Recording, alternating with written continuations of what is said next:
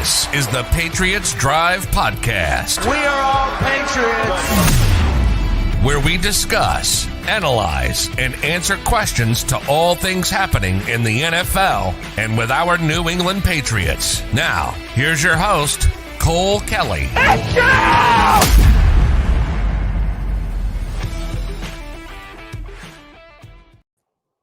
Welcome into another edition of the Patriots Drive Podcast. Patriots get their first win of the season on the road in Pittsburgh, beating the Steelers 17-14. I think it was kind of the game that we previewed on Thursday or Wednesday when we did it. It was a tough, gritty, hard-nosed football game. It was a little bit ugly at times between the two teams, each side having their own ups and downs. Former Patriot Gunner was still apparently playing for the Patriots today, which helped us out a little bit. So we'll take it. We'll take anything we can get. But at the end of the day, the W is all that counts. Got one in the win column, 1-1 on the season now, both the Steelers and the Patriots. So tough because all three other teams, or the Dolphins and Jets, won their games as well in the division. So doesn't do much for the standings, but we're keeping up 1-1, moving on, hopefully build some momentum and take this into the home opener next week in against Baltimore. So I'm here with my co-host, Chase Campbell. How's it going, Jace? Yeah, tough, gritty win by the Patriots, and still a lot to improve on, but it would have been the first time New England fell to 0-2 since the 2001 season. So you don't have to deal with that. You get, a win on the board against a team that just had 7 sacks and 4 turnovers on Joe Burrow last week. Like 5, I think. Yeah, it just dominated him. And you see a very improved offensive line, which I know we'll get into, that looked like they're giving Mac tons of time. And honestly, like, if there was one concern that I had today, it was that Mac showed more struggles than a lot of the other parts of the offense. He was missing open receivers. He made a couple really, stupid decisions, in my opinion. They didn't come back to haunt us, but they were really, the drop pick, throwing across the body, rolling out to his left. Like, that was almost the biggest concern for me. But there was a lot of improvement on this offense. Run game got going. We got a receiver over 100 yards for the first time in 2 or 3 years, and we almost had 2 of them. So that was good to see. And just like you mentioned, getting on the win column going into your home opener against Baltimore, who had a shootout today against Miami, is always a good feeling. Yeah, that was big. I agree. Like you said, the offensive line certainly was better. The Steelers defense obviously isn't the same without TJ Watt. That's a huge injury for them, but overall, Cam Hayward was dominant last game as well, and he was held in check for the most part. So we'll get into that in a second with the good, bad, and injured. But overall, I thought Patriots played a good game. Like we said, there's room for improvement. Obviously, Mac had his struggles.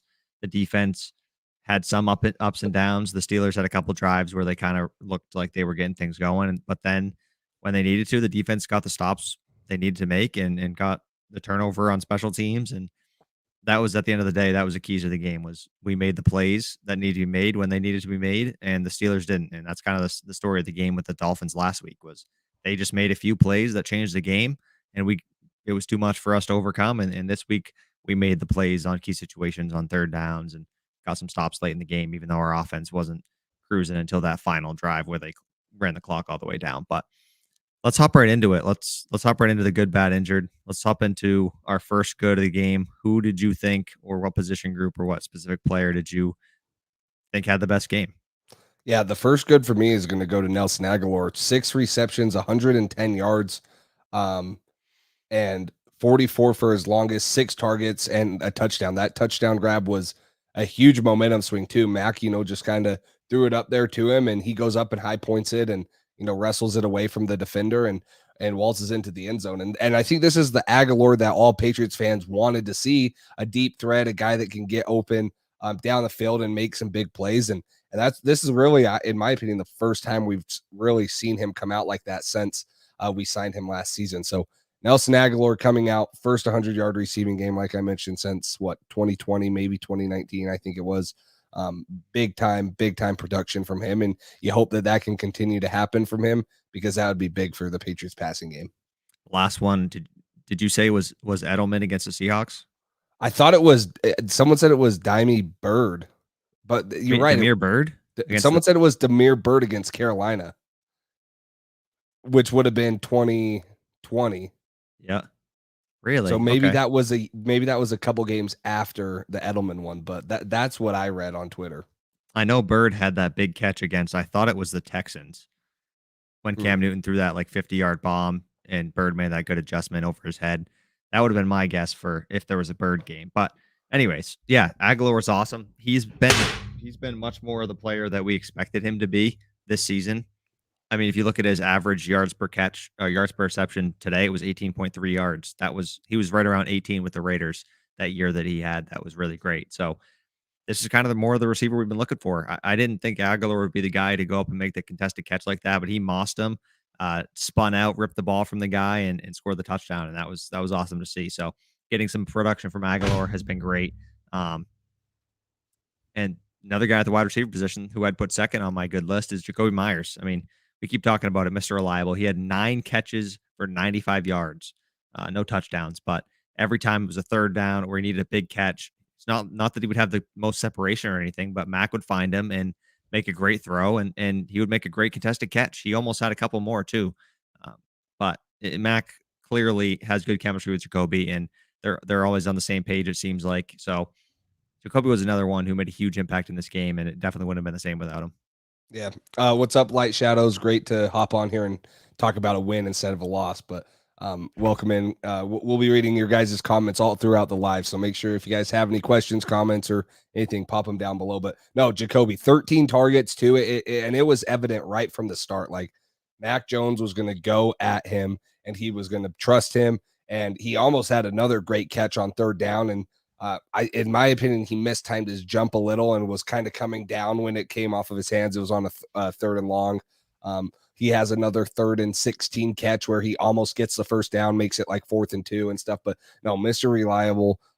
Honestly, until I looked at the box score and the stats after the game, I didn't know that Aguilar had over 100 yards. Obviously, you knew that he had the touchdown and stuff, but 6 for 100 yards for 110 is big time production in that yards per reception category. Like we mentioned, what he was doing in Vegas before he signed with New England. So that's great to see. But when you're talking about just who's always going to be open and who is Matt going to look for, Mr. Reliable, it's Jacoby Myers. And he's so good at it. He's so consistent with his hands, always open, making tough catches too. We saw last week he goes up and makes a catch, kind of like Nelson Aguilar's over the Dolphins defender, where he goes up and catches it and brings it down, high points it, and mosses him. So he's really evolving his game, where he can catch the long ball, the intermediate ball, the short passes. He can go up and get it. So we've all loved Jacoby Myers forever, but the first 2 weeks where he's just been Mr. Reliable, he that's a good sign for the Patriots offense.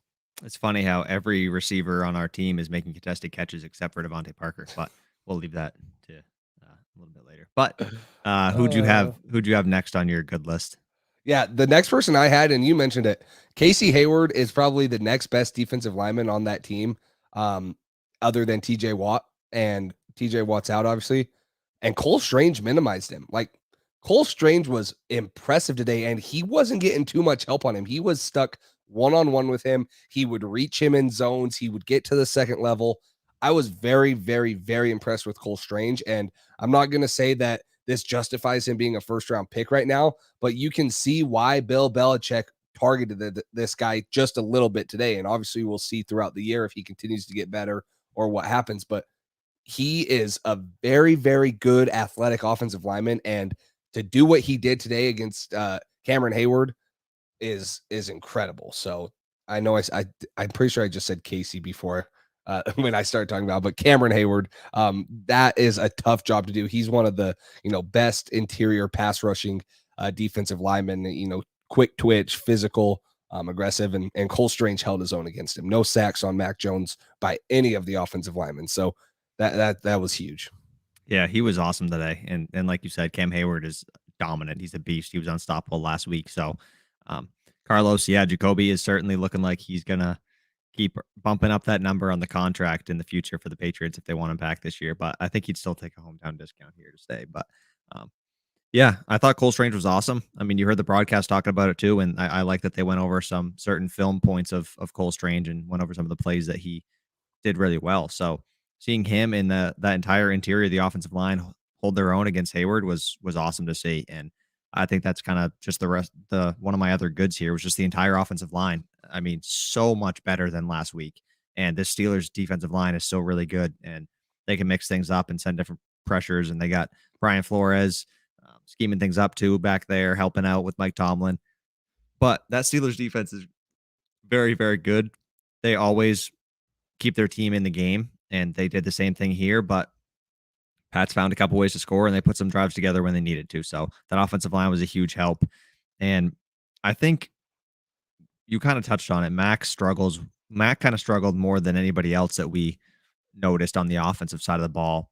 And I wonder if that has to do with him still being a little jittery, a little panicky, as far as feeling like he has less time than he does behind that offensive line. So I feel like hopefully the more that the offense gets more chemistry and the more confidence he builds with that offensive line, and excuse me, I hope that he's going to start to loosen up and be more of the Mac Jones we saw last year and improve on that even and take that year two jump because he has more playmakers. We still aren't seeing some of the guys that we want to see get involved, like Jonnu and Hunter Henry. They've been quiet. They were quiet today.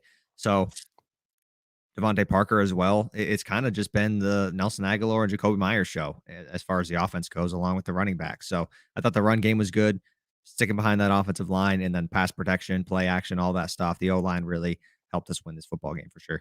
Yeah, and it's huge coming off of a reported back injury for Mac Jones and the amount of times we saw him got hit in week 1. And Trent Brown played up to the expectations. David Andrews is always going to be David Andrews. I'd say the one weak point was Isaiah Wynn. He had a holding. He had a couple penalties, which seemed to be the normal with Isaiah Wynn. But all the other guys played up to their expectations. Owenu, Andrews, Cole Strange, Trent Brown. And that's what you need with this offensive line. And I agree with you. I think that once Mac gets more comfortable in the pocket, he's used to having that much time. He'll be, a little less jittery. He has great footwork. He has great accuracy. He just, was a little jittery today back there. And it's something that we really haven't seen. And that's saying a lot because he's a second-year quarterback. And, we didn't see that much last year. He stood in there last year and took tons of hits, hit after hit in multiple games. And it is a tough sucker. So, yeah, the offensive line was a huge plus for me today. And you hope that they continue to build off of this and, get back to what they were at the end of last year, protecting Mac, and that guys continue to get better. So I love seeing the offensive line keep Mac off of his back today. Yeah, that was good to see. Do you have another good you want to talk about, or I got a couple more too? Yeah, I do have a couple more. I'm going to throw. I think Jabril Peppers came in and played really good in the absence of Kyle Duggar. Yep. He comes in and makes a great third down stop where he just breaks on Jalen Warren, who's in the flats, and just levels him. He had another one on a screen where he comes out and makes a great play. I love Jabril Peppers. Our safety depth is great. And it showed today when, Kyle Duggar, one of your best defensive players, goes out and you really don't hear much of him. And obviously we all hope Kyle Duggar's fine for next week because he's going to be a big key in stopping Lamar Jackson and that Ravens offense. But there's a ton of great safeties in this defensive room. And Jabril Peppers stepped up today. And I thought that, it showed why he could be a great value signing for the Patriots. I thought Peppers was awesome. He was one of the guys I was going to say towards the end. I didn't know if you would have him on that list too, but he certainly popped. Like you said, when Duggar went out, he hopped right into that role. And that's what's good about having depth at a position like that is one of those guys goes down, Adrian Phillips, Kyle Duggar, your immediate reaction is, oh, crap. Like these guys are a huge part of our defense. And then you say, oh, we got Jabril Peppers coming in. Oh, we got Kyle Duggar. We got Devin McCourty. Jalen Mills isn't going to play safety with our depth at corner right now, but you got a bunch of different guys that can be versatile like that and play that kind of position. So you feel comfortable even when a guy goes down, as much as it stinks at that position at safety, you feel like there's guys who can step up and there's not going to be much of a drop off in play. So that's really awesome. Like you said, hopefully Duggar's okay, but I thought Peppers really popped. We didn't see much of him in training camp or preseason. He just didn't play a lot coming off that injury, like you mentioned. So seeing him get some snaps, seeing him get some run in with the team, he's starting to look better. He's starting to look more like himself, and he certainly made an impact today. So I thought he was good as well. But next guy I had on my list was Mac Wilson. Just because of that incredible play that he made on that interception by Jalen Mills. Beautiful. When I was watching that live, I watched Trubisky looking down the field. I watched Mac Wilson look at him and then start to fade towards was it Deontay Johnson that he was throwing it to? I can't remember. I think it was, yes. And I saw him start to fade towards him, and I was like, oh my God, he's going to throw it. And he threw it, and Mac Wilson, That's what the speed at linebacker, that athleticism does. I mean, he made a tremendous leaping tip drill. He tipped it up. Jalen Mills gets the interception, gets the turnover, and that just increases our chance of winning the football game way more when we win the turnover battle. So that was awesome. Huge play by an athletic linebacker that we added this year. He's already made more of an impact than Chase Winovich ever did. So I will take it. But I thought Mac Wilson, that just even for that one play, even if he didn't pop necessarily in any of the other game, that was tremendous. Yeah, and let's see. I don't have the 2022 stats on my PFF. I don't know why. His coverage grade last week was really good. I think it was like 88 something, if I remember it right. Yeah. And it's one of the tops already. And so you're already seeing, him paying off, being more athletic and linebacker. And he has a great run grade too. Like he can stop the run and get out and cover the pass. I've been very impressed with Mac Wilson too. That was a textbook drop by a linebacker right there. And yeah, Trubisky didn't do much to move him with his eyes, but the way he manipulated, or he drops with Deontay Johnson, gets in the passing lane. And the only thing he could have done better is just catch the damn ball. But he gets the tip, and luckily Jalen Mills is right there. But yeah, that was awesome to see Mac Wilson right there for that play. So this is a good question by Light Shadows. Was it primarily our defense or offense that was responsible for the win today? What do you think? If I'm giving it like a percentage, I'm going to go 60-40 in favor of the defense, because I think that you just saw Miami. Me and Cole talked about this before. You saw Miami throw up 44 points today, and New England held them to what was it? Was this 21, 24? Wasn't it? What do we lose? I have short-term memory loss. I don't know why I'm already blanking what the score was last week. But yep, anyways, and they played them pretty tough. Like there wasn't a ton of, no one went off like Tyreek Hill or Jalen Waddle. They got theirs, but so I think it was more the defense, because I don't think you're going to win many games in this NFL scoring 17 points. And I think our defense is good, but you're not going to beat Buffalo scoring 17. You're not going to beat a lot of other teams scoring 17 points that we have coming up on the schedule that have these explosive offenses with great quarterbacks and really good receivers. So I still think the offense needs to get more points on the board. They're only 1 for 3 in the red zone scoring touchdowns. You got to capitalize on that. And then the defense will continue to get theirs. But 17 points is just not enough to continually win games in the NFL, in my opinion. That's why I think it was a little bit more of the defensive side today, but there's no downs on the offensive side. Sometimes that's just how games are. Sometimes it's a slugfest like this one was, and there's nothing wrong with that. But I wouldn't bet on New England winning many more games like this, and expect them to win 9 or 10 games all by scoring under 20 points. Yeah. And Gabe here says, is Cole Strange a lock for offensive rookie of the year? I think he's the James White replacement. I think so too. The way he moves, ooh. I think so too. I think I hit the nail on the head there. I mean, Cole Strange or Jamar Chase? Like, who would you rather have? Jamar Chase is obviously in his second year, but the season he had last year, I think Cole Strange is already off to a better start. So yes. I'll take Cole Strange. Yes. But I agree with you there. I think anytime, like you said, so it was 20-7, but the Dolphins had a fumble for a touchdown. So basically 13 points the defense let up last week to the Dolphins, and 14 points to the Steelers this week. So anytime you're holding a team to 14 points, you're giving your offense a really, really good chance to win the football game in today's NFL. So I'm going to put it on the defense. I'm going to say the offense stepped up when they needed to at certain points and did enough to win, but the defense really was what held them in this football game. Got a turnover, made some key stops. I know that Steelers offensive line isn't great, but they put some pressure on Mitch, made a couple plays, got a couple sacks, Judon and Barmore, and they put some pressure on him. And they did good. They held up well in the run game, except for a couple late in the game. Najee started to get heating up a little bit, but overall they held him to 3.3 yards a carry. We'll take that any day, especially against a guy who's as talented as him. So I thought the defense did really well. I would put the majority of this football game, but the majority of this win on the Pats defense. Yeah, and that's what it's been the last couple of years, and nothing wrong with it. But if you want to take that next step, you want to see the offense being able to win games on their own too, when the defense doesn't have a great game. And I don't know if that's the case right now. So I don't want to say this is a good. We got to give him a shout out though. Undrafted free agent Brandon Schooler, huge fumble recovery right there. Maybe we'll give Gunnar a good too, since he's still secretly helping us. That's why he went there. Bill sent him there. all along was to sabotage him in week 2 and help us win. But no, Brandon Schooler, fumble recovery right there, big time. Puts the Patriots in the position to really swing the momentum of that game, and it did. So good for him.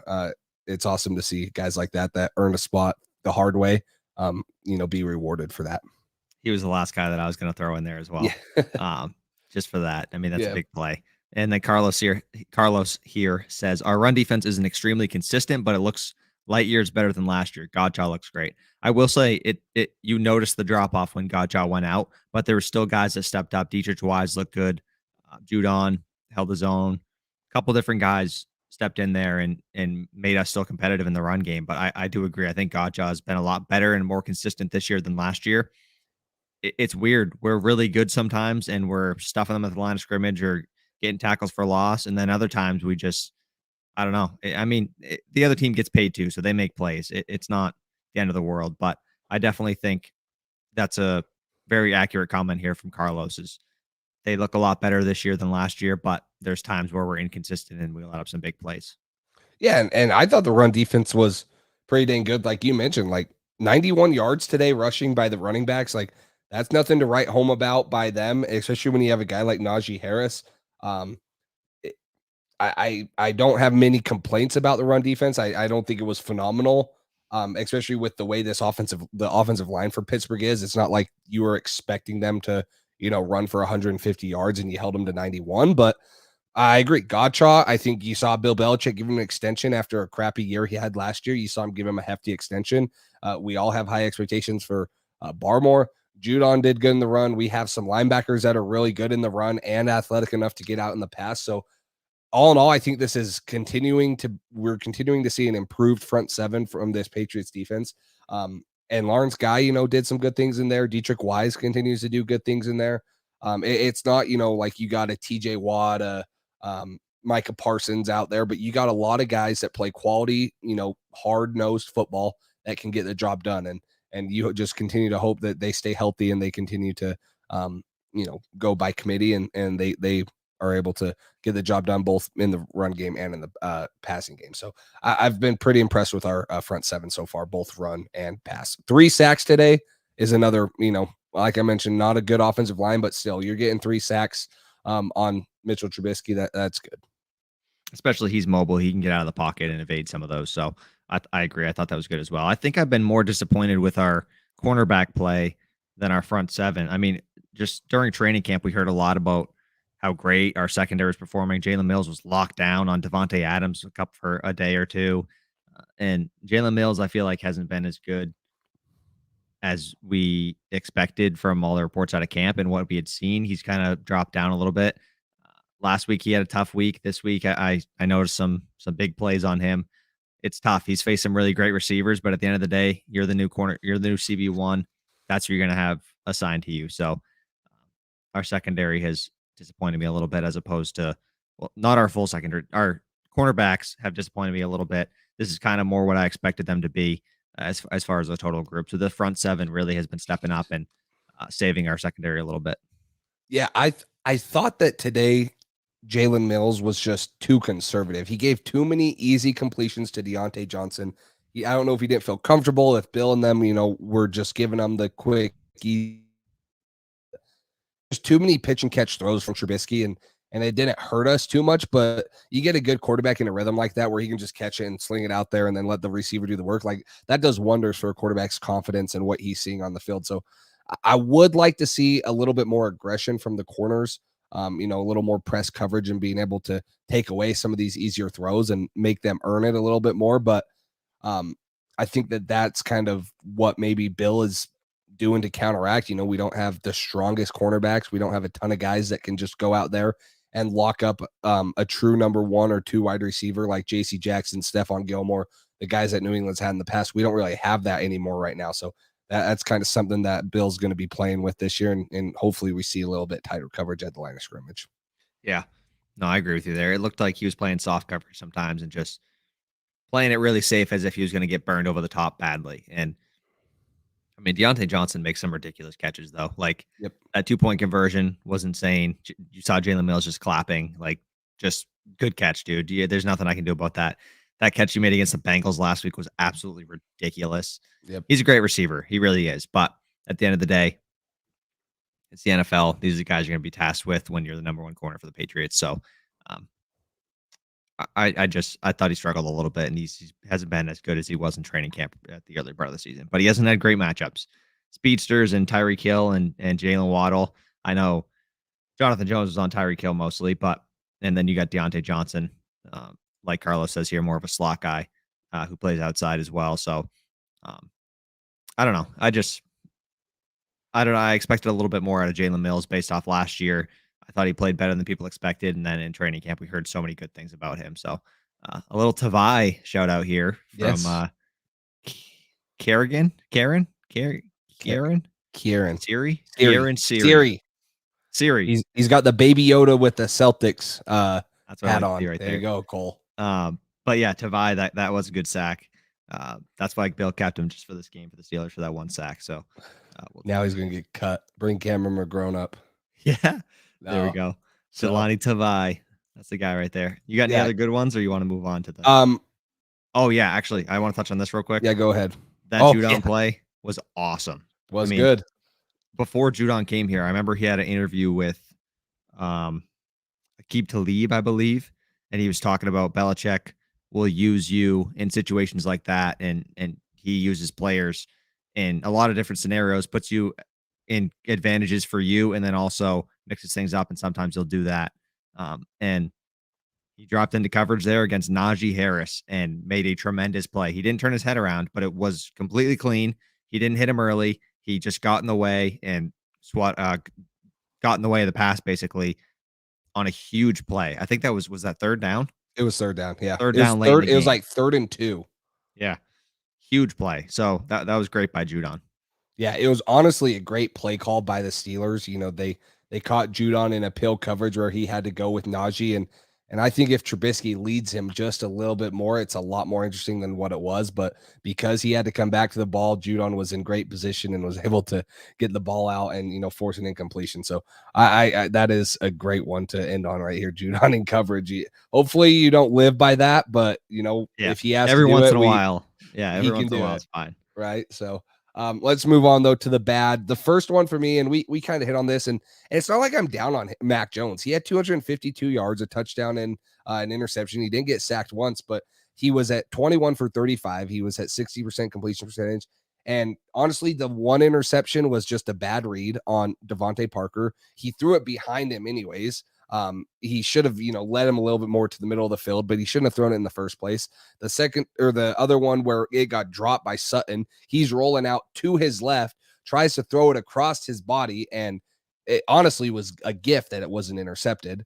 He misses Kendrick Bourne on a pass right over the middle that was wide open on an in-breaking route. So there's just a couple little things here and there for Mac Jones, and it doesn't worry me about him. It's just an off game, and we still figured out a way to win, so no need to complain. But if you were to tell me we would have won this game with the way that Mac Jones played, the completion percentage and stuff like that, I would have been a little skeptical. I'd be like, oh, does the defense have an interception for a touchdown? Do they score?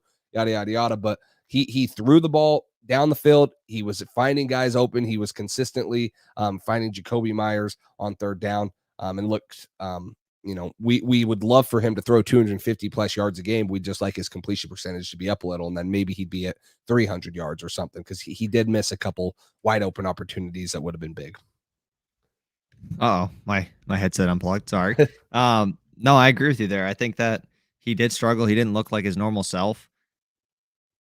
He had some great throws. He had some off throws. He normally doesn't struggle with accuracy like he has the first 2 games of the season. He's just missed some throws that we don't see him miss. And that's what's been odd. And that's why I think it might have to do with his not being comfortable behind this offensive line quite yet, just with some of the big hits he's taken. So he seems a little more, I don't know if jittery is the right word in the pocket, just a little more on edge and kind of like, got to get the ball out quick and then make some rushes, some throws. I don't know what he's doing, but he's had a little bit of a struggle here to start the season. Not great, not what you really want to see. But at the end of the day, I trust that Mac's going to improve and continue to grow. He had a great year last year. We know what he can do. He knows what he can do. So I know he's going to put in the work to make the correct adjustments and get himself back on track. So I'm not too worried about Mac. But Next guy I got to put on the bad list. Gabe says it here perfectly. Devontae Parker. He's been targeted like 4 times, and 2 of those have been picks, and he's had like 1 catch for like 9 yards. It's just we traded a 3rd round pick for this guy, and he hasn't done anything. He just hasn't. I don't know. I don't know if it's he's not getting separation, if Mac's not targeting him. I thought he'd be used more in the red zone, but we haven't really seen it except for that one deep ball that was like a 20 something 30-yard pass against Miami that got picked. I'm not sure. It's been kind of odd. He hasn't been the player that we thought he was going to be. He looked good in training camp, like Gabe said here. But every time he gets targeted, it's like an interception, which is kind of how it was with Nikhil. It was either we got lucky and he caught it, or it was an interception. So I feel more confident, obviously, in Devontae Parker than Nikhil Harry, but it's just been odd to see. I expected a lot from him. I was super excited about the acquisition, and we haven't really seen it pay off yet. So I would have to put him on the bad list. Yeah, we need him to get going along if we want this offense to truly click. Like, Yeah. he's a big time target, and I had high expectations for him, and I still do. Like, we're only 2 games in, doesn't mean he can't turn the season around, but the lack of usage in the first 2 games, he only had 2 targets today. Like you mentioned, one of them was an interception. One of them was an interception last week too. It's a little head scratching, and I don't think it's a chemistry thing with him and Matt because they had it throughout camp. I just don't know, if, like you mentioned, it's a little different in games. And I'm not saying that our corners are bad, but I don't think that the cornerbacks that he was facing in training camp every day, Jalen Mills and them, they're definitely not Xavier Howard, and maybe they're, not even to the caliber of cornerbacks that Pittsburgh had this week. So I think maybe he's seeing a little bit more competition. The one target that he did have that was a back shoulder fade to him, he didn't turn around early enough. If he stops 2 steps earlier, that's a great throw by Matt, great catch by him. That's probably, a little bit of a thing that they'll be able to work out. Yeah, that's a chemistry thing. They'll be able to work that out. But that's what we were seeing in training camp. That's what's frustrating is we were seeing them make that play. So we know they can do that. We know they have done that, but we haven't seen it in a game type situation. So I agree. We hope that Devontae Parker is a guy that comes along and, he can help and have a big game here and there and be a huge red zone target and take, some pressure off of Mac Jones. So the next bad for me, let me pull up the exact stats here so I don't butcher it, but I think I know what it is. 0 catches from our tight end unit, only 4 targets for him, and only 1 to Hunter Henry. And he should have had that catch, but Mac Jones put it behind him. So I shouldn't say he should have had it, but Mac Jones misses him on that one. And then Jonnu Smith got targeted 3 times, but no production from the tight ends. That's got to change. That's something that the Patriots offense is predicated on. A lot of 12 personnel, a lot of, play action passes where you can get them the ball easily across the middle or in ways. I did like seeing a screen pass designed to go to Jonnu. It was just a great play by DeMarvin Leal for the Steelers, but the lack of, production from the tight ends these first 2 games. I think Hunter Henry only had 2 catches last week. And Jonnu Smith had a pretty, a good week for when he's been on the Patriots, but pretty average for his career. But we still haven't seen, that Jonnu Smith breakout like everyone's been wanting to. And then Hunter Henry to start off the year has been a little bit disappointing. Seems like Jacoby has kind of taken over the role of what Hunter Henry was last year as far as 3rd down, Mr. Reliable chain mover. Jacoby's always kind of been that, but it looked like last year it was kind of 50-50 on 3rd down. He's either going to Jacoby Myers or Hunter Henry. And this year it's just been Jacoby. We haven't really seen Hunter be involved in that way. So kind of odd. Like you said, Jonnu, we heard a lot of good things in training camp about him as well, and we haven't seen that breakout game. He's being paid a lot of money to do what he's doing, and just hasn't worked out so far. So hopefully it continues to evolve as this offense does and as everybody builds chemistry. But I'd have to agree the tight ends weren't great today. Another bad, and this isn't necessarily the bad of the player, but Kendrick Bourne still, did he get more snaps? Yes. But it still seemed to me, and I don't know if this was just me looking into it too much, but it still seemed to me that Lil Jordan Humphrey was on the field just as much, if not more than him. I don't know. It doesn't make sense to me. He gets on the field. Every time I see him on the field, he gets targeted almost every time. And he had 2 catches for 16 yards. Mac missed him a couple times he could have had some good plays. I don't know. I like KB. I like what he brings to the team. I like what he brings to the table, and he's great after the catch. And when he gets the ball in his hands, you feel like there's an opportunity for a big play. So I don't know. The lack of putting him on the field continues to concern me, I guess. We talked about Devontae Parker having like 4 targets. KB's been in on like a tenth of the plays, or like 5% of the plays that Devontae Parker has been, and he has the same amount of targets, or same amount of targets and more catches. Devontae Parker played 100% of the snaps last week, and he did absolutely nothing. He had 9 yards on 1 catch. This week, I don't know if he's played 100%, but I'm sure it was pretty close to that. Again, he did absolutely nothing. He had 0 catches, 0 yards. So I don't know. If Devontae Parker is not contributing to this football team as much as you'd like him to, maybe you lower his snaps a little bit. I know him and KB aren't the same type of receiver, but maybe you throw Aguilar to the X again, kind of like last year in some situations, and throw Jacoby and Kendrick at the in the slot and at the Z, and see what they can do. Because I mean, he was great last year. KB was. So I still don't understand the lack of playing time for him. Yeah. 2 receptions for, I just closed 16 yards. 16 yards. And he probably would have had another 30, maybe 20, 30 yarder if Mac hits him on that one. So, Yeah. He was still our third leading receiver. I mean, which is crazy. He's not playing many snaps, and he's our third leading receiver. And he got screwed on one of them by a bad Mac Jones overthrow and stuff. So he's explosive. He makes plays when he's out there. He has a passion for the game, and I love his energy. Like when he's out there, he is, excited, and he's fun and energetic and making plays. And so I think that it's a good sign that you saw his snap count go up this week. Like if the doghouse thing's true, maybe he's coming out of it and they're working him in. But I kind of agree with what some of the comments up top were saying, where Mac looked more comfortable in a spread type offense today. Like if you're going to go spread, put 3, maybe even try 4 receivers. Like I know that we have a lot of money invested in the tight ends, but try 4 receivers, put all 4 of them out there at once. Jacoby, Kendrick, Devontae Parker, Nelson Aguilar. Give them 10 snaps a game out of the 60 you have, and then put a tight end in on the other 30, and then maybe do 12 personnel, 20% or 20 snaps. Like there's a way to get all 4 of these guys on the field at a time. And then there's going to be ways to get Tyquan Thornton on the field with these guys. And for me, I think it's more about finding mismatches. Like where do you want to put Kendrick Bourne on the field? Do you want to put him at outside or inside? And do you want him to get lined up against a certain corner that he can expose? I think New England's got to do a better job at finding mismatches at their wide receiver position, instead of just being like, oh, you're the X, you're the Z, we're going to run this route concept, and this is how it's going to be. Like find mismatches throughout the week. And they might be doing that. I'm not saying they're not, but do a better job at finding mismatches. Gosh, that's freaking a tongue twister for me right now. Do a better job at finding those things, and make life easier on Mac, make it easier on the receivers too, because they I guess you put them in a good situation to succeed. So maybe that's what Kendrick Bourne needs, and hopefully we're seeing that. Yeah. Do you have anybody else on your bad list? Miles Bryant was better than last week, but that fumble at the start was, oh my gosh. I thought that, yeah. I have church at 12, so I watched like the first like quarter and a half maybe, and then I record it. And I almost just turned the game off right then, because I about shit my pants when I saw it bouncing back. I'm like, what are you doing? So that was a bad for me. Like, geez.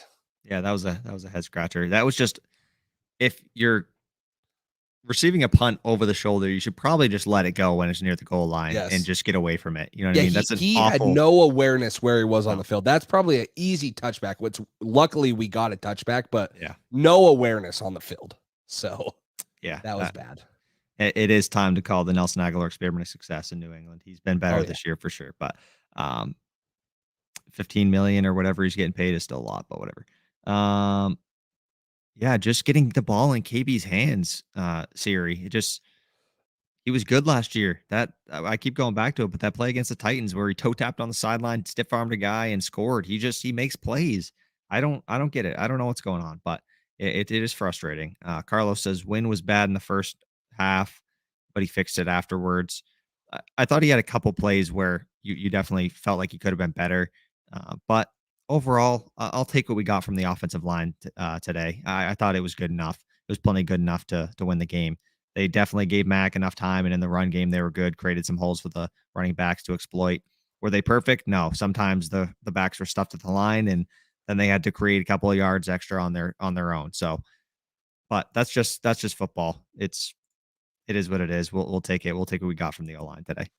Yeah, Light Shadows asked, right now seems like we're a pass first offense. We had 66 plays today, 35 pass attempts from Mac Jones. So that's about 54% pass. So I don't know if we're a pass first team, but I think that they experimented with a little bit more spread stuff today, and Mac had a ton of time and was able to find success throwing the ball downfield at certain times. So I don't know if you're going to continue to see Mac Jones being a pass first guy, but if you get that run game going, it could very easily be 30, 40 throws for Mac because it makes it so much easier on him. This is a good point here by Mark. Well, Patricia leaves, the Lions start scoring more points. Amon-Ra St. Brown is a freaking beast. Yeah, he's probably better than any dude we got. Oh, he's doing awesome. But I don't know. I don't think we're necessarily a pass first team. I still think running is in our DNA a little bit, but I will say from week 1 to week 2, I saw a lot more willingness to pass on first down and attack the defense through the air. I definitely think I noticed that from during this game as opposed to last game. So that's one thing that maybe is progress in the passing game, maybe where they're more comfortable. Maybe they thought this was the way to attack this defense. But I definitely think that their success in the passing game helps open things up in the running game for them, which usually it's the other way around. Their running game opens things up for the passing game.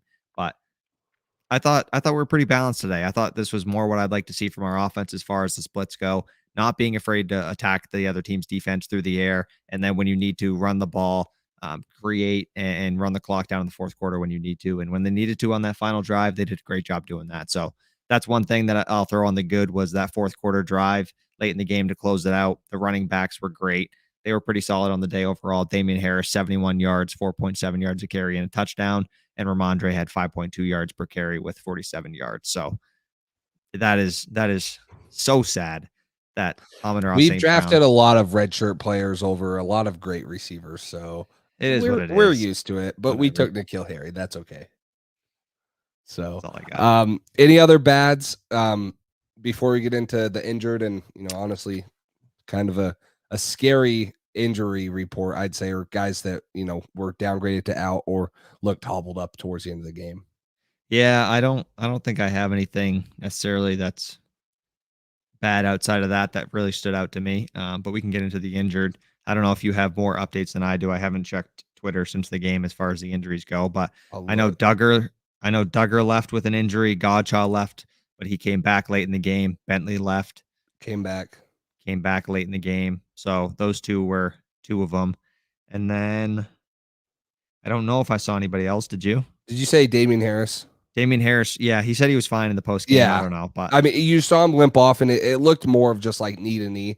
Those injuries always scare the crap out of me. Non-contact ones seem to be the worst ones. And it looked like his knee twisted a little bit on the turf. So that's where I got scared. I was like, oh no, but he said he was okay. So we'll see. Yeah. So that's a good news from him. Cause if he goes down, like I love Ramondre, but who are you going to have? Ty Montgomery's already on the IR.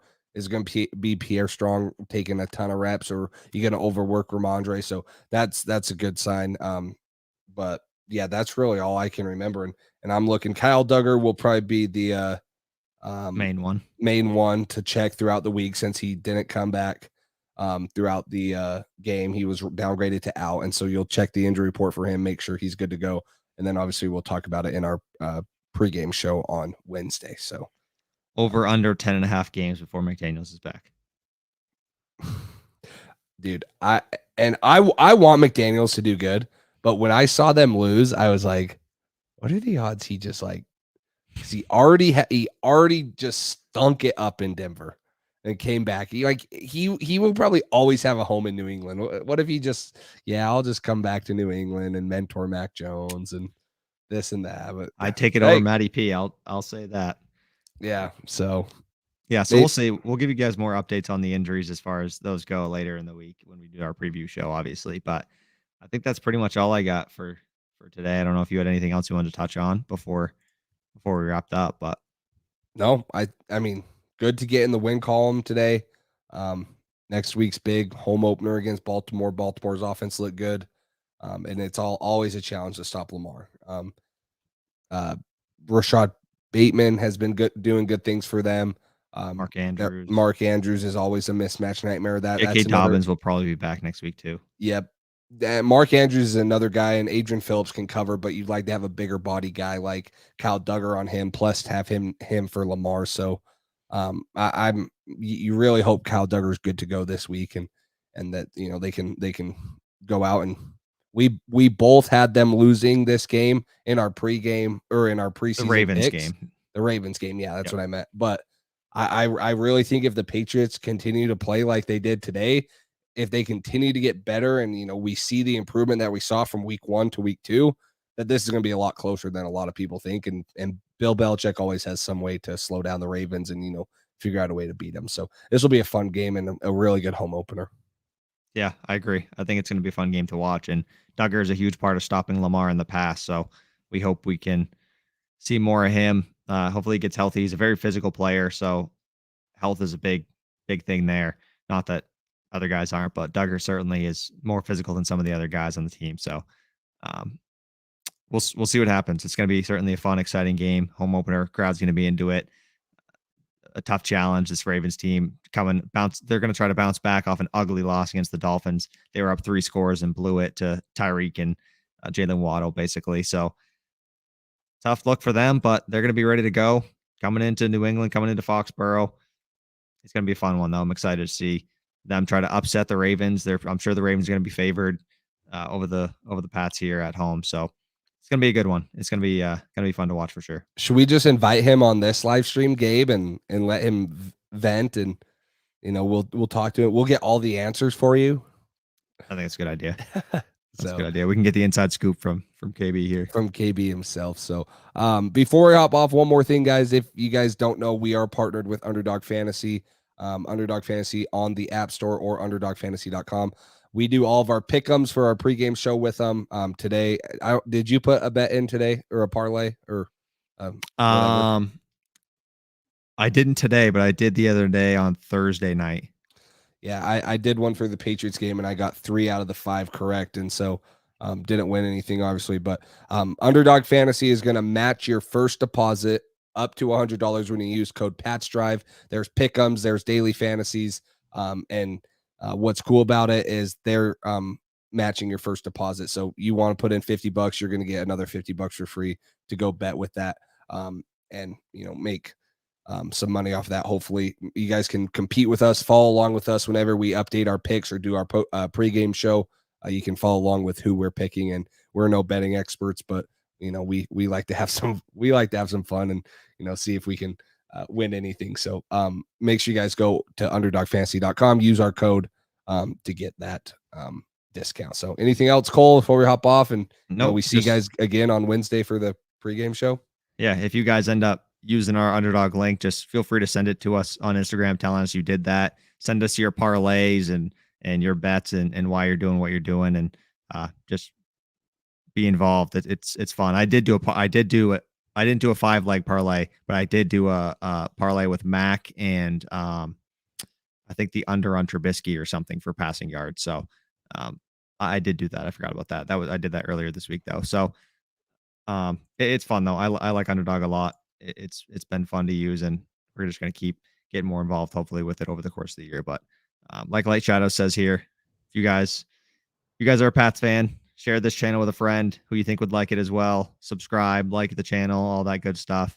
We appreciate you guys being here, tuning in tonight, and we'll be back on probably Wednesday night to preview the upcoming week for the NFL schedule, Week 3, Pats Ravens. It's going to be a good one. Thanks for watching, guys.